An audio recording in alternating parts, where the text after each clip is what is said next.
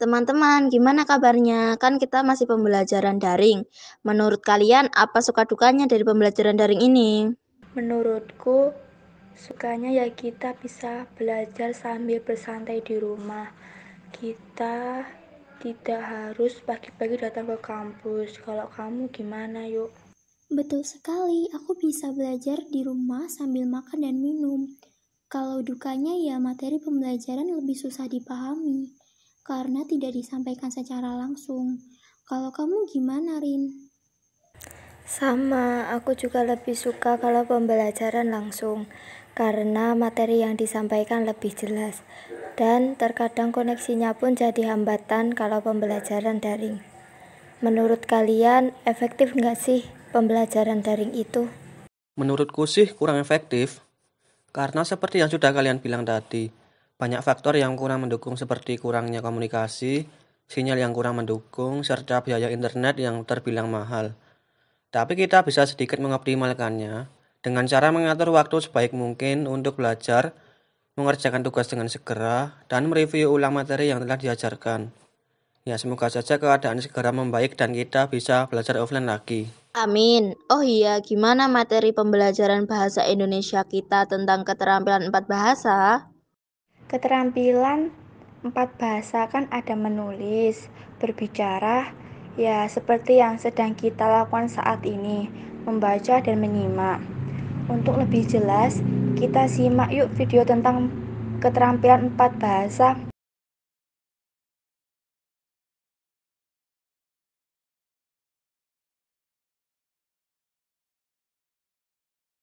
Empat keterampilan berbicara. 1 menyimak, 2 berbicara, 3 membaca, 4 menulis. Menyimak. Menyimak adalah kegiatan mendengarkan atau memperhatikan baik-baik apa yang diucapkan, menangkap dan memahami makna dari apa yang didengar. Jenis-jenis menyimak terdapat 2 opsi. Yang pertama, menyimak berdasarkan sumber suara. Terdapat 2 opsi. A. Menyimak intrapribadi. B. Menyimak antar pribadi. Yang kedua, cara menyimak bahan yang disimak. Terdapat 2 opsi. A. Menyimak ekstensif. Menyimak ekstensif merupakan kegiatan menyimak tidak memerlukan perhatian, ketentuan, dan ketelitian sehingga hanya memahami seluruh secara garis besar. Jenis-jenis menyimak ekstensif terdapat 4 opsi. Yang pertama, menyimak sosial. Menyimak sosial yaitu proses kegiatan menyimak yang dilakukan oleh masyarakat di kehidupan sosial. Yang kedua, menyimak sekunder. Menyimak sekunder yaitu kegiatan menyimak yang terjadi secara kebetulan. Yang ketiga, yaitu menyimak estetik. Menyimak estetik yaitu kegiatan menyimak untuk menikmati dan menghayati sesuatu. Dan yang keempat, menyimak pasif. Menyimak pasif yaitu kegiatan menyimak suatu bahasan yang dilakukan tanpa upaya sadar. B. Menyimak intensif. Menyimak intensif merupakan kegiatan menyimak yang dilakukan dengan ketentuan penuh perhatian dan ketelitian sehingga orang yang menyimak memahami secara mendalam. Menyimak intensif meliputi menyimak kritis, menyimak introgatif, menyimak eksploratif, menyimak kreatif, menyimak konsentratif, dan menyimak selektif. Tujuan menyimak. Tujuan menyimak yaitu untuk dapat menangkap serta memahami pesan, ide, dan gagasan yang terkandung pada bahasan atau materi dan memperoleh fakta, mengevaluasi kata, menganalisis fakta, mendapatkan inspirasi, dan menghibur diri. Unsur-unsur menyimak. Terdapat 3 opsi. Yang pertama, pembicara ialah orang yang menyampaikan pesan yang berupa informasi yang dibutuhkan penyimak. Yang kedua, penyimak ialah penyimak yang memiliki pengetahuan dan pengalaman yang banyak dan luas. Yang ketiga, bahan dimaksud ialah pesan yang disampaikan pembicara kepada penyimak. Teknik menyimak yang efektif yaitu menyimak dengan berkonsentrasi, memahami materi simakan, menyimak dengan kritis, dan membuat catatan. 2. Berbicara.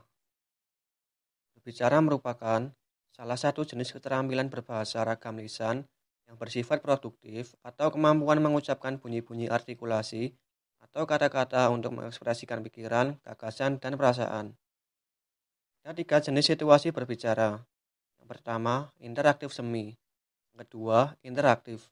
Yang ketiga, non-interaktif. Selanjutnya, beberapa keterampilan mikro dalam berbicara. Yang pertama, mengucapkan bunyi-bunyi yang berbeda secara jelas. Yang kedua, menggunakan tekanan dan nada serta intonasi yang jelas dan tepat. Yang ketiga, menggunakan bentuk-bentuk kata, urutan kata, serta pilihan kata yang tepat. Yang keempat, menggunakan register atau ragam bahasa yang sesuai dengan situasi komunikasi. Yang kelima, berupaya agar kalimat utama jelas. Yang keenam, berupaya mengemukakan ide-ide atau informasi tambahan untuk memperjelas ide utama. Yang ketujuh, berupaya agar wacana berpautan secara selaras sehingga pendengar mudah mengikuti pembicara. Selanjutnya, berbicara berdasarkan tujuannya. Yang pertama, berbicara memberitahukan, melaporkan, dan menginformasikan. Kedua, berbicara menghibur. Yang ketiga, berbicara membujuk, mengajak, meyakinkan, atau menggerakkan. Selanjutnya, berbicara berdasarkan situasinya. Pertama, berbicara formal. Yang kedua, berbicara informal. Selanjutnya, berbicara berdasarkan cara penyampaiannya. Pertama, berbicara mendadak. Kedua, berbicara berdasarkan catatan. Ketiga, berbicara berdasarkan hafalan. Yang keempat, berbicara berdasarkan naskah. Berbicara berdasarkan jumlah pendengarnya. 1. Berbicara antar pribadi. 2. Berbicara dalam kelompok kecil. 3. Berbicara dalam kelompok besar. Langkah-langkah berbicara. 1. Memilih topik. Minat pembicaraan. Kemampuan berbicara. Minat pendengar. Kemampuan mendengar. Waktu yang disediakan. 2. Memahami dan menguji topik. Memahami pendengar, situasi, latar belakang pendengar, tingkat kemampuan, sarana, dan 3. Menyusun kerangka pembicaraan, pendahuluan, isi, serta penutup. Lalu yang ketiga yaitu membaca. Membaca adalah keterampilan dalam memahami. Membaca dapat membantu kita mengembangkan seluruh bagian-bagian berbahasa seperti kosakata, ejaan, struktur bahasa, atau kalimat dan penulisan. Teknik membaca yaitu A.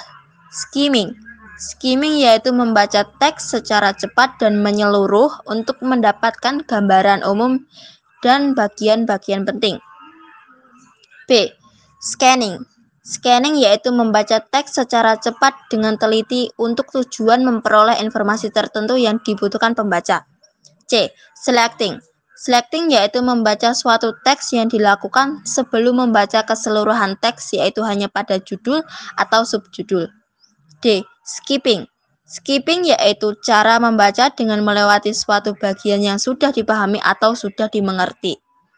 Lalu tujuan membaca. Tujuan membaca yaitu sebagai sarana mentransformasikan ilmu pengetahuan dari beberapa tingkat pendidikan dan agar bisa menghayati keindahan isi pada sebuah teks, mengupgrade pengetahuan lama dengan pengetahuan baru. 4. Menulis. Menulis berarti menuangkan buah pikiran ke dalam bentuk tulisan atau menceritakan sesuatu kepada orang lain melalui tulisan. Dapat juga diartikan sebagai ungkapan atau ekspresi perasaan yang dituangkan dalam bentuk tulisan. Menulis mengharuskan seseorang menguasai unsur kebahasaan yang disusun menjadi suatu karangan. Diperlukan menggunakan kalimat yang teratur dan lengkap. Bahasa tulis juga memperhatikan ejaan dan tanda baca yang memuat suatu ungkapan atau gagasan tertentu. Ragam bahasa tulis dapat digunakan untuk menuangkan ide atau gagasan yang bersifat deskriptif, narasi, eksposisi, persuasi, dan argumentasi. Dari video pembelajaran tadi, berarti 4 keterampilan berbahasa itu saling berhubungan ya. Seperti ketika kita belajar membaca, juga akan meningkatkan keterampilan menulis dan membaca. Kalau kita menyimak, lalu menuangkan ide-ide pokok juga bisa meningkatkan keterampilan menulis dan membaca. Benar sekali. Tahu nggak kalau keterampilan membaca itu nggak harus dari langsung buku. Soalnya sekarang sudah banyak buku digital yang bisa diakses lewat HP atau laptop. Dan keterampilan menulis pun juga tidak harus manual nulis di buku.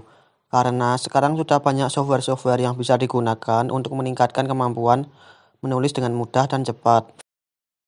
Oh, jadi begitu ya penjelasan mengenai keterampilan 4 bahasa.